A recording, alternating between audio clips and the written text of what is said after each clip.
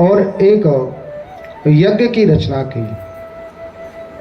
उत्तराखंड के नीचे, हिमालय के नीचे कलखल भूमि पर और महात्मा दक्ष ने बड़ा एक यज्ञ का आयोजन किया। सभी देवताओं को बुलाया। ब्रह्मा, नारद, विष्णु, सभी दिक्पाल, सभी नवग्रह मूर्तिमान होकर वहां आने लगे। सपत्नीक पधारे हैं सभी देवता, लेकिन यहाँ भगवान शिव को तो किसी प्रकार का निमंत्रण नहीं दिया गया। सती विचार करने लगी कि ये जो सभी देवता हैं यहाँ से निकल रहे, कहाँ जा रहे हैं। देवांगनाएं नृत्य करते हुई, मंगल गान करती हुई वहां से निकल रही हैं। सती ने भगवान शिव को प्रणाम किया कि परमात्मा, यह देवगण किस तरफ जा रहे हैं। महादेव जी ने कहा, देवी, ये सभी देवांगनाएं, अप्सराएं, दिक्पाल, लोकपाल आदि सब और आपके पिता दक्ष के यहाँ यज्ञ में सम्मिलित होने के लिए जा रहे हैं। सती ने विचार किया, पिताजी के यहाँ उत्सव है, जाना चाहिए। तो भगवान शिव को प्रणाम किया कि भगवान, हमें भी उस यज्ञ में सम्मिलित होना चाहिए, पिताजी के यहाँ जाना चाहिए। परमात्मा शिव ने बार बार समझाया, देवी, बिना बुलाए हुए, बिना आमंत्रण के यदि हम उस उत्सव में सम्मिलित होते हैं तो केवल परिहास का ही हम कारण बनते हैं, निंदा होती है, हमारा अपमान होता है वहां जाने से। इसलिए देवी, वहां जाना उचित नहीं है। भगवान ने बहुत समझाया सती के लिए, लेकिन सती बिल्कुल भी तैयार नहीं है, केवल जाने को तैयार है कि हम तो अवश्य पिता के उस उत्सव में सम्मिलित होंगे। भगवान शिव ने विचार किया, ये कोई नारायण की ही लीला होगी जो हमारे बार बार मना करने पर भी, और सती का मन बिल्कुल नहीं, यहाँ रहने को तैयार नहीं है।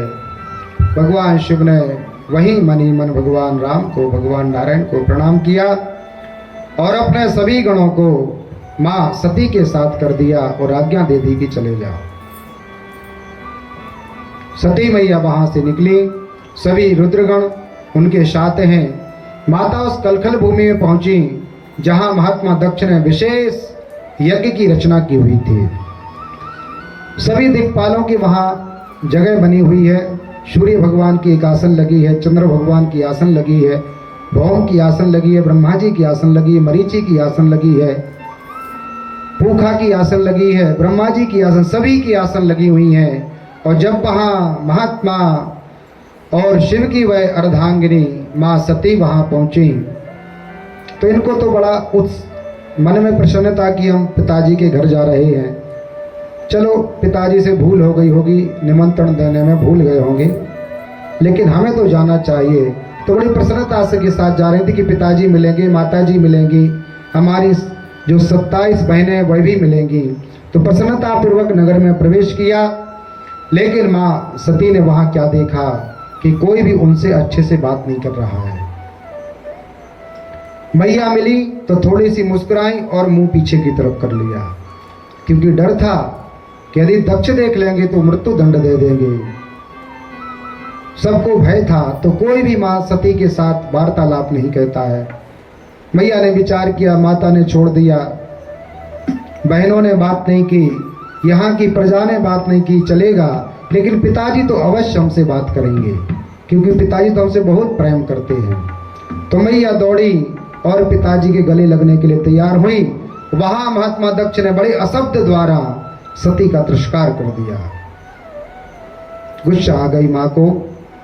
जब सबने तिरस्कार किया तो माँ को ज्यादा गुस्सा नहीं आई कि चलो ठीक है, लेकिन जब पिता की एक ही आशा थी कि माता विचार की कि पिताजी तो अवश्य अच्छे से मिलेंगे, लेकिन पिता ने भी और सती का तिरस्कार कर लिया तो माँ को बड़ा दुख हुआ और बड़े अशब्द द्वारा कहने लगी कि पिता, तुमने भगवान शिव का तिरस्कार किया है, जिसके कारण तुम्हें अधोगति प्राप्त होगी।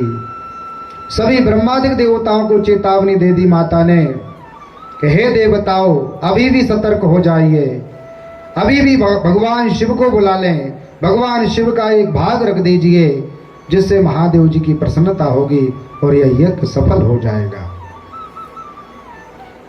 बार बार माँ चुनौती देती हैं और धिक्कारती हैं कि हम धिक्कारते हैं कि जो आपके शुक्र आपके वीर्य से हमारा जन्म हुआ, ऐसे शिवद्रोही के शरीर से मेरा जन्म हुआ।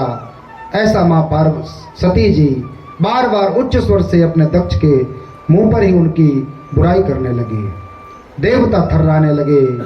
सूर्य दिक्पाल वहां जाकर के डर भयभीत हो गए कि ये तो साक्षात जगदम्बा है। सबने तिरस्कार किया। भगवान शिव की ही वही लीला थी। अभी तो ऐसा नहीं होना था कि भगवान जहां नारायण जहां ब्रह्मा जी बैठे हों और वहां शिव का भाग ना हो। ऐसा तो हो ही नहीं सकता, कदापि नहीं हो सकता। लेकिन ये भगवान शिव की ही लीला थी। इसी कारण सबकी मति भ्रष्ट हुई, परिवर्तित हुई और किसी ने विशेष ध्यान नहीं दिया कि महादेव जी को बुलाना चाहिए। महात्मा दधीची खड़े हो गए और सबको चेतावनी दे दी कि जो जो भी अपना जीवन बचाना चाहते हैं, सुकृत चाहते हैं, वह तत्काल इस यज्ञ को त्याग कर चले जाइए। दधीची शिव भक्तों में सर्वश्रेष्ठ हैं। महात्मा दधीची ने सती को प्रणाम किया, तत्काल यज्ञ से निकल गए और बोल गए कि यदि भगवान शिव ही इस जगत के सब कुछ हैं, भगवान शिव ही अजन्मा हैं, भगवान शिव ही ईश्वर हैं, तो देखिए आप लोग कुछ ही क्षण ही बाद इस यज्ञ का विध्वंस हो जाएगा। ऐसा बोलकर महात्मा दधीची निकल गए। पूखा जी को हंसी आ गई। वहां पूखा और तष्ठा नाम के दो ब्राह्मण थे। वो एक ब्रह्मवैद्य थे, एक आचार्य बने हुए थे। उनको हंसी आ गई कि देखो ये बावली हो गई है सती, कैसे अशब्द कह रही है, कैसे कैसे वाक्यों को निकाल रही है।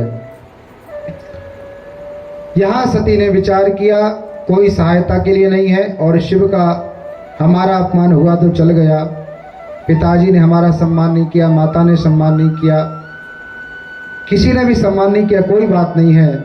लेकिन यहाँ महादेव जी का तिरस्कार हो गया। हरि हर निंदा सुनहि जो काना, पाप होए गौ घात समाना। जहाँ हरि और हर की निंदा हो, समर्थवान यदि आप हैं तो उसकी हत्या कर दें जो निंदा कर रहा है। यदि समर्थवान नहीं है तो तत्काल उस स्थान का त्याग कर देना चाहिए। यहाँ माँ पार्वती जी ने विचार किया कि शिव का तिरस्कार हो गया।